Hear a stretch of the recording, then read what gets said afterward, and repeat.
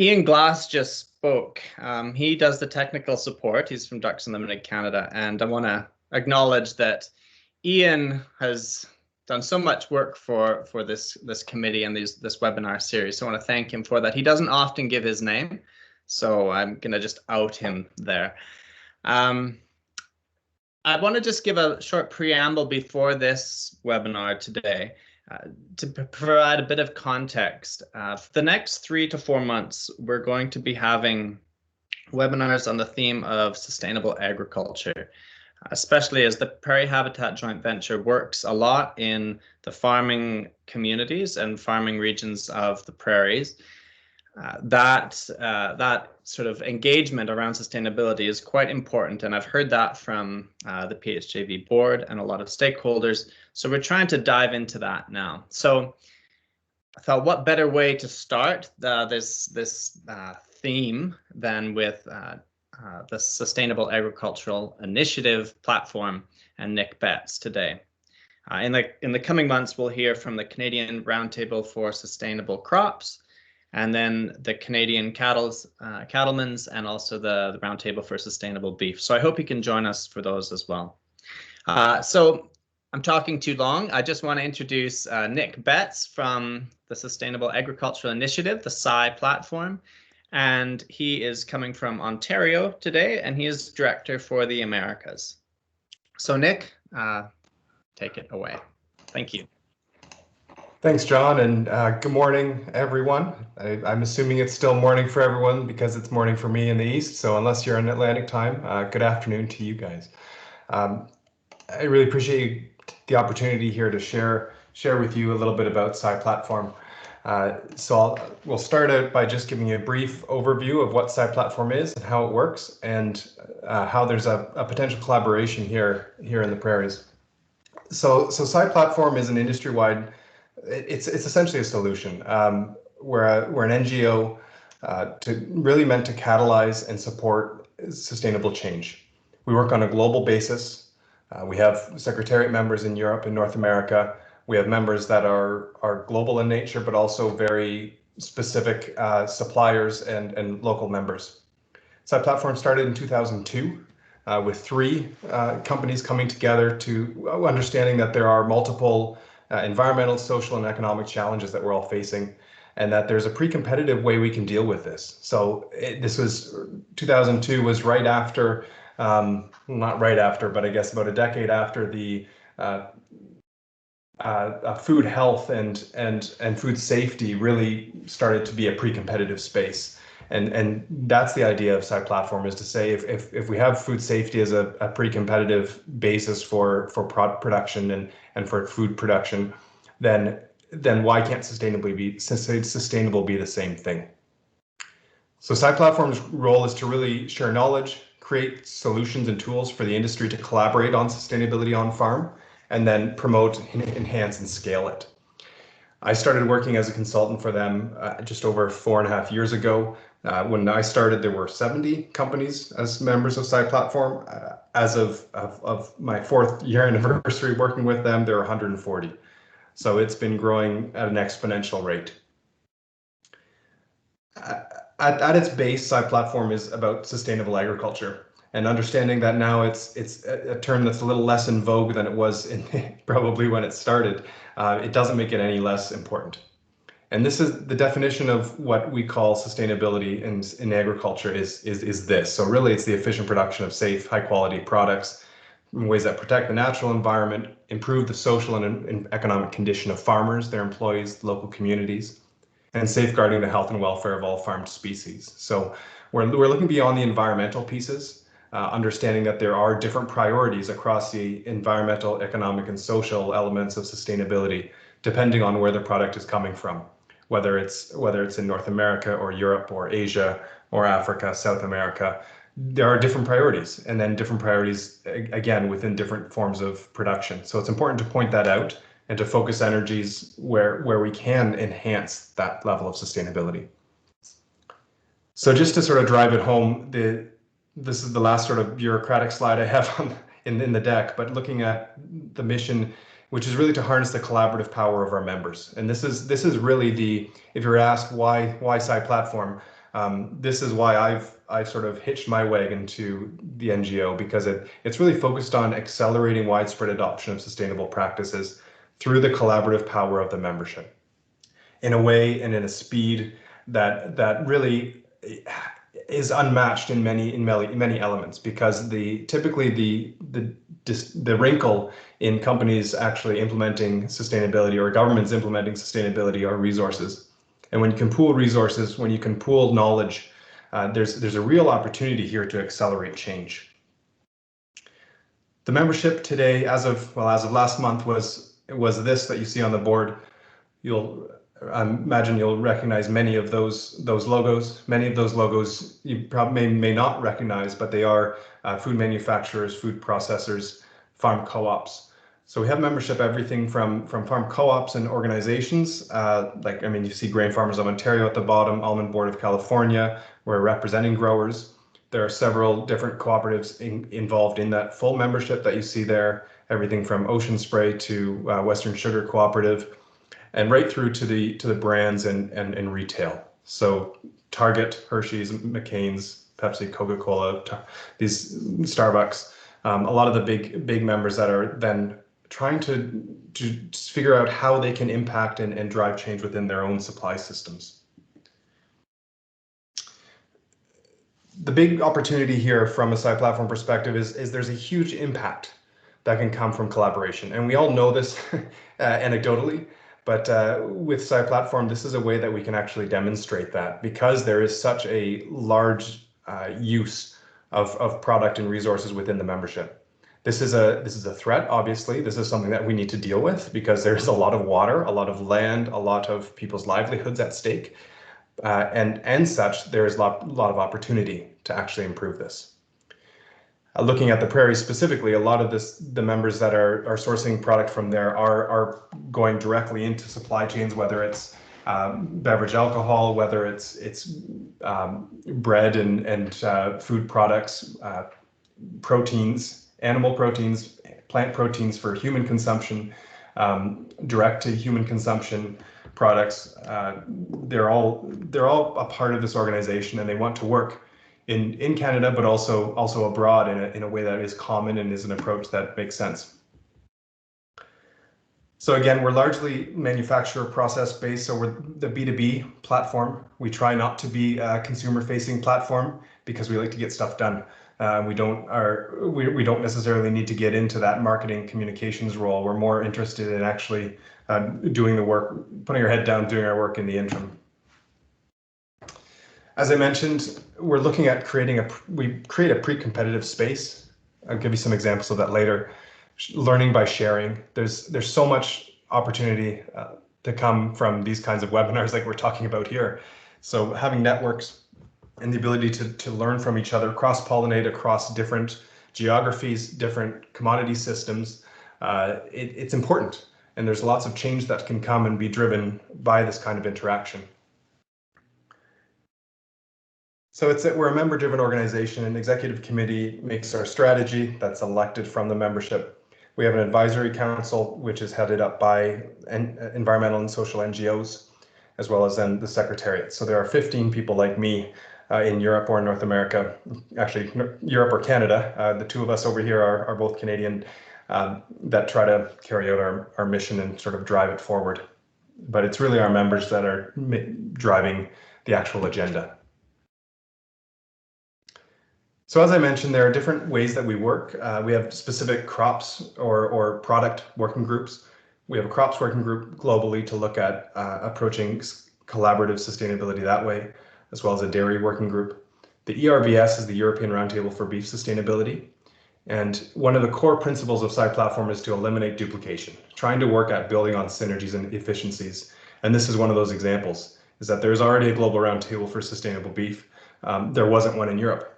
So we tried to plug the gap by helping to develop that and facilitate that change. We have different tools. I'm going to talk a little bit about the farm sustainability assessment, which is having actually one of the fastest growing areas of the world using the FSA is the Canadian prairies and the Great Plains of the United States. The Dairy Sustainability Partnership, and then Spotlight, our matchmaking tool. And Spotlight is integral to producing projects like you see on the right-hand side of the screen. So that's an example of some of the projects we have undergoing right now. We reach out locally, understanding that while these global initiatives are great and global statements and claims are wonderful, it's important to make sure that they are localized to the environments that they're accustomed to and they're going to be implemented in. So the Americas is the one, obviously, that we're all focused on today, and then events. So these are all virtual right now, as you can imagine, but the networking, the learning from others, the peer networks, and then learning from the farmers for these people within the supply chain is really important and a really important factor of what makes SCI Platform tick. So again, a little bit about the high level about the working groups, the crops working group, or so the diversity of crops. They look at sort of broad reaching tools and products. So projects and developing the FSA back when it was first started.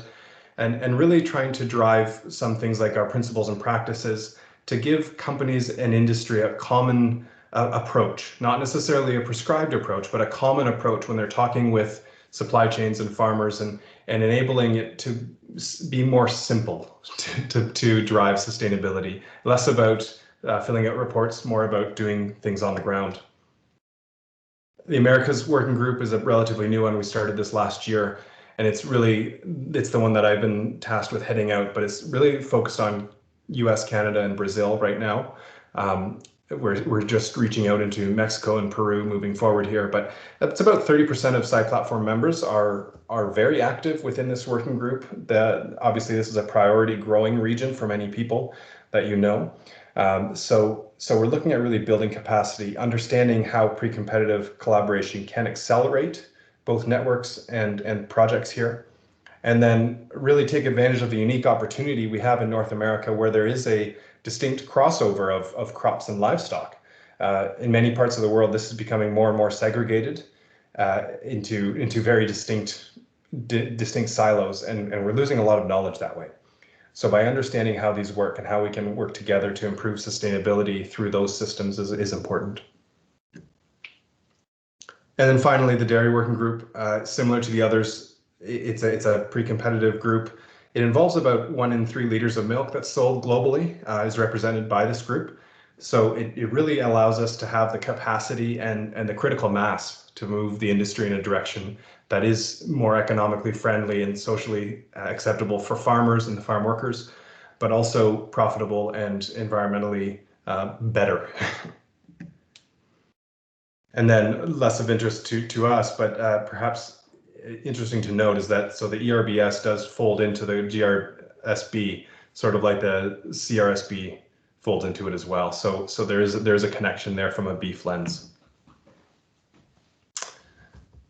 I mentioned already the different regions. The Americas Working Group we started mainly because there's such a strong interest here, such a strong opportunity for growth together. And we don't need to have a shotgun approach. We can have an approach that knits everything together. And then Brazil, China, Australia, all are quite unique in how either governance is approached or just their location and unique situations. So we do have specific regional initiatives in those parts of the world. I'd like to spend a little bit of time talking about our tools. So Spotlight, I'll just touch on. This is a tool for members.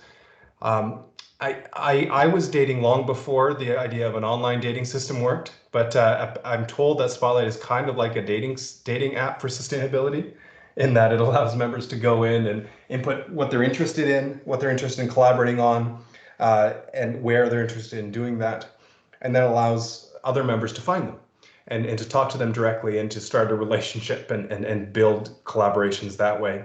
Or likewise through SCI Platform, we go in there regularly and see where there are opportunities to grow together, to focus projects and really drive change in supply chains. So it was launched in 2018. There are about 250 opportunities in there now. About 200 companies representatives are active in there. And it's a really neat way for driving the types of projects that we're looking at. So not included as a project, but one of the interesting things that went into Spotlight was companies in Alberta and Saskatchewan wanted to understand how to implement the FSA properly. So I have project manager who set this forward and is now developing resources and understanding for how we can use the FSA more efficiently in the Canadian context. But again, it's one of those things when you have a large member organization, it's really hard to capture some of those learnings and some of those opportunities that are potentially very low-hanging fruit. The most applicable tool and by far the most far-reaching tool that we have in our arsenal is the farm sustainability assessment. So the FSA is more than an assessment. It's not a certification by any means. It's ideally a global benchmark. So it's a global benchmark that allows companies to actually impact sustainability through a common approach. So it's a questionnaire. I'll get into it later, but it's suitable for any crop grown anywhere in the world. It's a way of understanding risks, but as well as opportunities within a supply chain from a farmer all the way up through to the corporates. And it's compatible with all major farming systems, all major sustainability schemes that are out there. So right now the assessment itself is a 108 question qualitative assessment. Yes, no, does not apply questionnaire to the farmer. It takes a Canadian farmer about 40 minutes to complete it. It's a light lift, but it gives a lot of information. A secondary component to this is that 108 questions have been benchmarked to well over 200 pieces of legislation and certifications on sustainability out there already. So if a farmer if a company that's purchasing a product wants to set standards for sustainability internally and understand what that means across various commodity groups, whether it's sugarcane from Mexico or barley from Alberta or wine grapes from California, tea from Kenya, they can understand where those different standards that are already being used in those parts of the world sit and set their own standard at an FSA silver level, for example, and then see where people are already lined up, decreasing the work for the farmer, decreasing the redundancy to a farmer in the system, but allowing a common language to be approached. Where other standards aren't being used, we do have a verification optional component to the FSA that allows for communication and celebration of where farmers are at, how they're going through a continuous improvement module. And then there's the support system. So there's guidance, an online system to make it easier to communicate and to sell a product, aggregate FSA product information through the supply chains and what have you. Again, very high overview. I'm happy to talk more about this if you're interested. It's a comprehensive approach. It includes, like everything with SCI Platform, all three elements of sustainability and then multiple subcategories there. So as sustainability on farm is far greater than economic or social or environmental, it gets down into the weeds literally in understanding where there are opportunities for a farmer to potentially do things with a greater benefit to their economic threshold when they're talking about nutrient management, or how they can scale up things with the greenhouse gas emissions using the Cool Farm tool, these kinds of things, all the way through the system. This slide's a little outdated. It's been used by far more than about 250,000 farmers now around the world, in over 25 countries. It's been used in multiple types of crops, multiple places. It's used broadly across Canada from east to west and everywhere in between, from row crops to fruit. And then nuts going down the coasts into the United States. So it's a global approach that we have many companies that have now set that as their benchmark, and it's made it much simpler for implementing sustainability in the sense that it alleviates a lot of the administrivia and the understanding loss that we get when we talk about sustainability across farmers and across companies. So it allows for further collaboration on distinct projects. The SDP is another tool. I won't spend too much time on this. It's probably not as relevant, but to this group. But it's basically the dairy equivalent of an FSA, to put it very bluntly. It's a group that, through the dairy working group, has focused on streamlining relationships between cooperatives and the purchasers, and understanding using those cooperative-based approaches to really understand their farmers and understand where they can implement material improvements in their cooperative on-farm approaches so that they can really drive sustainability in dairy operations. And finally, on this whistle-stop tour is just the list of some of the projects that we're doing currently with SCI Platform as an idea for you to look at. More information on all of these and SCI Platform can be found at sciplatform.org. But really, if our members have an idea, and if there are more than 5 or 6 members that are interested in collaborating on a project, this is where we really focus on engaging supply chains and move things forward. So on the middle left there of the screen, you'll see the Florida Orange Sustainability Accelerator. So as an example, this project is a project that we have a couple of members that were really interested in driving sustainability in the juice sector. The challenge for a lot of fruit juice companies is that the sustainability standards and expectations of the consumer and the CPG, the brand companies, is actually higher for juice than it is for the fresh market. People like sustainability things for the juice market far more than they do for the fresh. They don't look for it in the fresh market. The challenge when they're talking about a product, as an example, is processing oranges or is usually a secondary selling market for the growers. They really want to sell into a fresh market. So there's a really big challenge here in connecting and then being able to really talk with growers and talk to the supply chain about how we can really drill down and understand and provide resources for farmers to become more sustainable. So what we did in Florida is we got together the 3 major juice processors and their supply chains, as well as the 8 major derivative markets. So flavors, color, these kinds of markets that are chemicals that are using oranges. And we've amassed a group that accounts for about 90 to 95% of the processing oranges that come out of Florida. We've also engaged right through the supply chain, so the processors that are involved, but also the farm cooperatives that are represented here. We've talked to them about the FSA and how this is a common approach. We've aligned that this is a common approach that all of these buyers want to use the FSA as their sustainability mechanism to demonstrate sustainability in their supply chain. And not only that, but it gives us then a reference that we can use across the whole state to look at how can we take these responses, aggregate them together, and understand where are there opportunities for industry investment to actually demonstrate further change and transform the industry further through some specific sustainability things, whether it's nutrient management or water or IPM, these kinds of approaches. So by the end of this year, we're hoping to have the FSA rolled out in about 80% of those growers.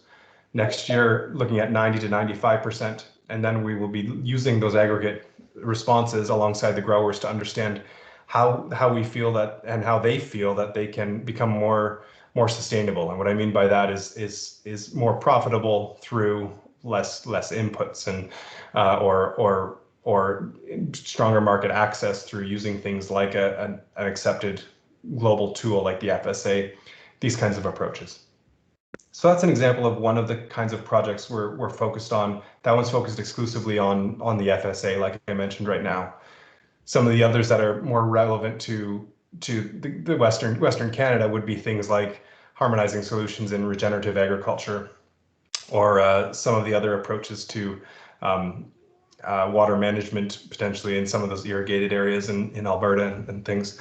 But the approach to regenerative agriculture is it's been brought to us by members as another example of a project that they wanted us to step into, because there's so many definitions and many unattainable ways of that regenerative agriculture is being displayed across the landscape or communicated. So we're looking at a way of how can we engage all farmers on regenerative agriculture, what it means, how we can actually meet farmers where they're at and help them to regenerate, increase the regenerative capacity of their soils to positively impact their farms when climate change is having more detrimental activities on them, or when there are market opportunities for them to use that. But it's really looking at making a common approach, harmonizing the approach, and that is evidence-based, that is focused on actions that are implementable, attainable for farmers wherever they are, not just the top echelon of growers that are really interested in going after it from a marketing tool perspective. So that's an example of where we're at with these kinds of projects. There are obviously many more that we could talk about. And finally, before I stop talking, are the events. And again, this is one of those things, it's really hard to put a value on it. It's rather an intangible benefit, but we typically have multiple events a year that are open to members or non-members that really give firsthand opportunities to engage with growers, share knowledge, learn from each other. Everything from visiting smallholder farms in India to water management and almonds in California and everything in between. These events are really good ways of engaging each other and accelerating learning across companies, across service providers, and even across farmers. So the events are really broken down into these 5 categories. We have an annual event every year. We have learning journeys, like I mentioned. We have FSA training events, so where we're looking to actually harmonize approaches even further and engage both market, industry, and potentially governments on the use of a single approach to understanding and implementing sustainable actions, as well as a wide range of webinars. So, for example, that regenerative agriculture project I mentioned earlier, we're hosting monthly calls where members are explaining what they're doing in their supply chains on regenerative agriculture and how it's working with the farmers and increasing the regenerative capacity of those farms. Last month we had a FAI Farms, which is a group in the UK, talking about how they're transitioning their beef farms to a regenerative approach. This month we're having Danone talking about some regenerative work that they're doing in Mexico, for example, on strawberries. And then something that might be of interest to some of you, if you're interested in more sort of specialization in this type of work, is the International Executive Program. So every fall, it's in November, we partner with 2 universities, one in Italy, one in Brazil, to launch this executive program. It's a week-long event, and it really gives an insight and interactive training in what does sustainable sourcing and trade look like and how can it be implemented. And it's really more of the philosophy behind it, but it really is good for people who are looking to become more informed or engaged in this industry. It gives a really good jump start to it. So at a very high level, that's the Sustainable Agriculture Initiative platform. And I'm happy to drill down into any details or answer any questions, John. So I'll turn it back over to you. Sure. Thank you, Nick, very much for that presentation. I think it's a useful oversight as to what's occurring globally and provides some context for us. I know there's a lot of people on the call that I'm sure have better questions than myself. I want to give opportunity to that, but maybe I'll just start it off. So I'm sitting here in rural Alberta, and I just watched my sister drive by with the seed drill, heading out to, I think they're planting barley today. And what should I tell them? What opportunities could exist within my family here that's a mixed grain and beef and horse farm? What could they access as producers here? Is there I see Cargill on the list. Are there opportunities for sort of financial business opportunities for them that I could say, or what would you speak? How would you speak to that, to the average prairie grain farmer? Sure. Yeah. So my when I'm talking to a prairie farmer, I mean a Canadian farmer in general, I tend to say that, I mean, SCI Platform is really in their benefit because it's combining approaches. So when you're talking about barley, for example, that you mentioned, we have six of the leading companies that are purchasing barley globally as members. And there's a potential that their supply chains could be asking for 6 different forms of sustainability or 6 different priorities of what they want to implement on their farm related to their corporate targets. And the purpose of SCI Platform is to bring them together and have them understand really what sustainability means together, have them be able to come together on a common approach to what sustainability, how it can be communicated, which is like the FSA, and then focus on specific things that are really important on farm. So what is it in it specifically for your family, John? It's really those tools that are available to them and to the industry when they're approached with sustainability issues, or when they're approached by an opportunity. So there is a market access opportunity there, or whether there's a financial pull by the market will depend on those negotiations. We don't we have antitrust caution against talking about things like finances and pricing and terms of conditions of sale. So that's sort of between you and your company. But it's really the common approach. So it simplifies what sustainability means, and hopefully focuses it on things that matter more to the farmer than just corporate speak. Right. Okay, thank you. Are there any other questions? And Nick, feel free to turn your video on for the question period if you like. Then we can. Yeah, there was a question that came in through chat.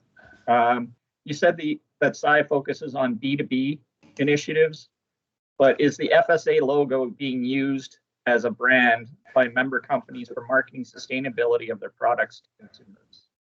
That's a great question, and the answer is no. So they're actually prohibited from using that logo. So it's that way on purpose. There are companies that, because of the benchmarking approach to SCI Platform, FSA, they use their own company branding, and they use the SCI Platform FSA as the basis for it. So, for example, companies like Ocean Spray or PepsiCo, they both have their own corporate sustainability standards. They have their own proprietary branding and marketing around sustainability.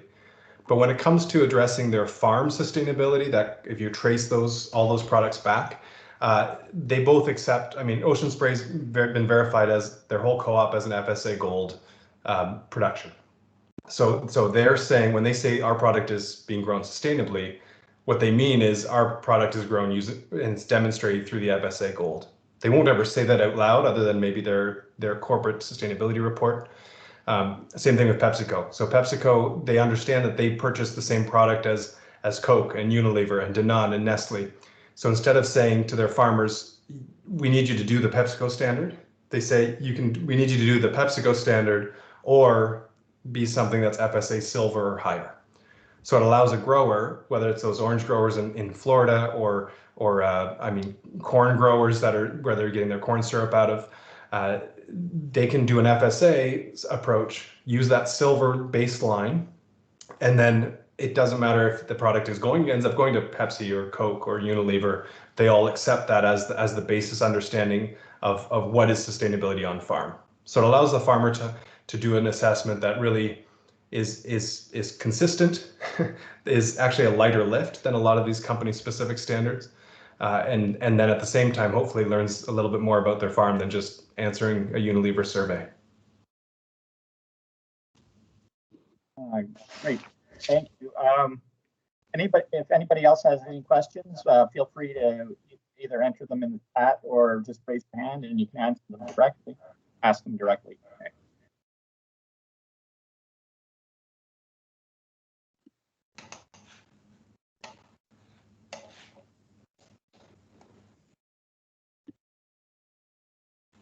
Hey, Erica. Hey, Nick, how's it going? Good. Just wanted to say hi. Thanks. This is great. It's always good to hear. It's always refreshes me and I learn something new every time. I'm just curious about becoming members. Like, is it restricted to certain categories of organizations? Like, could a provincial government become a member? Like, how does that work? Yeah, so for everybody else on the call, Erica is an awesome person who is doing a lot of work with the EFP and getting it benchmarked. I think, can I say that out loud? Benchmarked to the FSA to make some more cross-compliant programs a little easier for a grower and easier for them to get market benefits from government cost share programs, essentially. So yeah, the membership is open to everybody associated with agriculture. So what I mean by that is the associate membership is essentially the same as a full membership. The only difference is there aren't voting rights. So companies that like the cooperative or associations, Grain Farmers of Ontario, different types of consulting input companies are permitted as associates. If you touch food in your supply chain, you're permitted as a full member. I've never been asked about a government, so I don't know the answer to that one. I'm going to take that away, Erica, and see what my DG says. Sounds good. Mostly because there's some events that I can't go to because we're not a member. So I'd be interested in that. And I did want to give a little plug here for the SCI in Alberta regarding barley. John, this is for you because our counterparts in Alberta have worked longer and harder on aligning the EFP with the SCI. And I know there are barley sourcers in Alberta who are very interested in that process. So theoretically, if a producer does an Alberta EFP, let's say they've already done one to access government cost share programs, and because it's benchmarked and aligned with the SCI, a company could theoretically then use this to meet their sustainable sourcing standards, so that the producer wouldn't have to do another sustainable sourcing standard to sell their barley as SCI because they've done the EFP, which is benchmarked already against it. So it's pretty neat. Thanks, Great. Nick. Thanks, Erica. Yeah. All right. How might FSA inform analysis of proposals to expand irrigation in Prairie, Alberta, and Saskatchewan? I have concerns about impacts on stressed rivers, native grasslands, and climate change. Ooh, that's a good question. So the easy answer is it won't. The FSA is all about, it's not about addressing actual quantitative issues. It's more about understanding where those issues may lie. So it is really a risk assessment. The FSA can't solve those kinds of analyses, perhaps, but the SCI platform can. So this is where our Americas Working Group would come in, and if you have a specific geography that you're interested in, please let me know, and I can reach out to our members that are sourcing product from there, and we can talk to them directly about it, and we would essentially start a project to look at this. Is how can we actually look at irrigation in a way that is more focused on conservation or addressing certain needs of both the growers or the implementation of irrigation, and bring in different experts. We'd be able to really drill down into what the issues are and put forward a timeline to how we can solve some of those. So that's a great example of where one of our existing tools doesn't solve that problem, but as a collaborative, that's right in our wheelhouse. All right, great. How do you work with the Canadian Roundtable for Sustainable Beef? Another good question. So we don't work directly with them. I mean, I'm usually in most of their meetings as of the last couple of years, but or at least signed into them over the last couple of years. But because the Global Roundtable, we defer to the Global Roundtable when it's beef issues at a global level, and they have their specific regional initiatives. We don't want to make it more complicated or harder to interact with the different ones. So we defer to the CRSB when they're talking about beef sustainability in Canada. That being said, both the Beef Roundtable and the Crops Roundtable are aware of things like the FSA, and when they're talking about feed for cattle, that's not just strictly grazing. They have been looking at and trying to tailor things so that everything can align at a global level around feed using things like the FSA. Great, thank you. Carla, you had a question? Yeah, thanks, Nick. A couple of questions. One, can you talk a little bit more about the verification process? And then two, maybe can you just reflect on how this is similar or different than a certification mechanism that seems to be starting to take root in the US called Leading Harvest? Leading Harvest, yes, it's just coming up, isn't it? Yep. So the verification in the FSA it's not a certification. I know it sounds like a small issue, but it's a significant one. So something like organic or non-GMO has a certification program around it. It's very robust. They go down every single question with a grower. They have surveillance audits year after year. They talk to all the employees, these kinds of things. The FSA audit is a verification, so it's a lighter touch. It's not meant for those high impact situations. So for example, it's never going to replace a fair trade in coffee in Africa where you need that annual surveillance. It's meant for, I think it's perfect for the Canadian system in the sense that if you have a group of growers, it really focuses on that first tier aggregation point. So either an elevator, a co-op, a group of growers, we call that a farm management group. That farm management group, we use sampling methods that are similar to those that are used in the financial sector. So it's assumed that FMG has a generally similar demographic. They're 50, 100 growers all in Alberta, Canada. So they're going to have a certain amount of understanding priorities that are going to be similar with respect to sustainability. Because of that, the sampling numbers are actually significantly lower than if you were just doing a scatter shot of a larger group of growers. So of those, say, 100 growers within that farm management group, about 20 of them on year one would complete the FSA.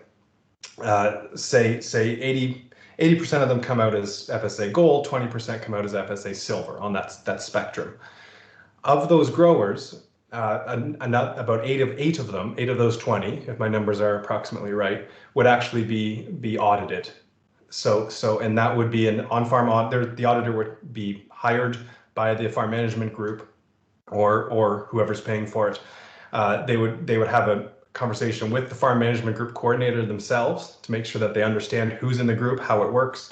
They would randomly select those eight growers. They would spend half a day to a day with the growers going over priority issues. So that farm management group ahead of time would have complete what we call a priority matrix to understand what are the actual material sustainability issues in that area. So in Alberta, it's probably not going to be, Alberta grains is not going to be a lot of social issues. It's going to be focused on water management or soil management or biodiversity. And then when the auditor and the FM farm management group coordinator goes on farm, they're going to talk about those issues with the grower. And then if they all those growers pass the audit, which I've never seen one that hasn't, to be honest, and they've completed the FSA 80% gold, 20% silver, that ratio is mass balanced then over the entire farm management group for a 3-year period. So everything sold from that farm management group for a 3-year period can be sold 80% as a gold, 20% as a silver FSA product up the ladder to the next tier. So it's significantly lighter touch than some other programs. Mm-hmm. Leading Harvest it's another program. It's a heavier touch. It's more focused. There's more metrics involved. We have an opportunity to include metrics in the continuous improvement plan that's involved with the FSA, but it's a little, again, it's the blessing and the curse is the FSA can apply to every crop everywhere. The downside is it doesn't get quite as discrete as some of those very sort of North American or US based programs. Okay, thank you. Can you speak broadly on how your qualitative questionnaire with the FSA was derived, collaborative with growers, member input, with back and forth, internal experts? Yes to them all. It's the easy answer. There was just a material change to the FSA. So we just went from a FSA 2.1 to FSA 3.0. It was released 2 weeks ago. And that process took 2.5 years. So I have 3 colleagues who that was their job for 2.5 years, was to look at how can we, when we're doing this material change, making sure that what we produced was good and it was informed. It was applied to growers. So the actual chair of that committee is representing a farm cooperative. So they're well represented. The growers, not necessarily right with the growers, but the Growers Association, the cooperatives there. Members are input through the whole process. There were 6 different steering committees, depending on if they were talking about verification or communication or the FSA itself or the process that members would volunteer to be a part of. Their inputs were directly associated with the output. And then similarly, you said internal experts. I would say it's that advisory committee that I mentioned, or the advisory council I mentioned earlier. So they're not members, but they are very close to us. So people like everything from WWF and the Nature Conservancy to different social initiatives, World Farmers Association is a part of that group as well. So they all fed into that process as well. So there's quite a lengthy consultation period involved with that FSA 3.0 development.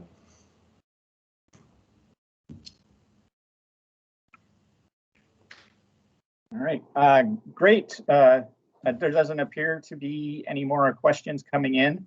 I'd like to take this opportunity to thank Nick for his very informative presentation today, and to thank everyone for joining us for this month's edition of the PHJV webinar. If you're interested in any of our previous webinars and things like that, you can look at you'll find our PHJV YouTube channel. This webinar will be up there today.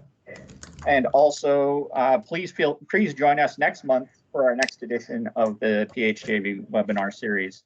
Again, thank you everyone, and thank you, Nick. Have a great day. Thanks so much.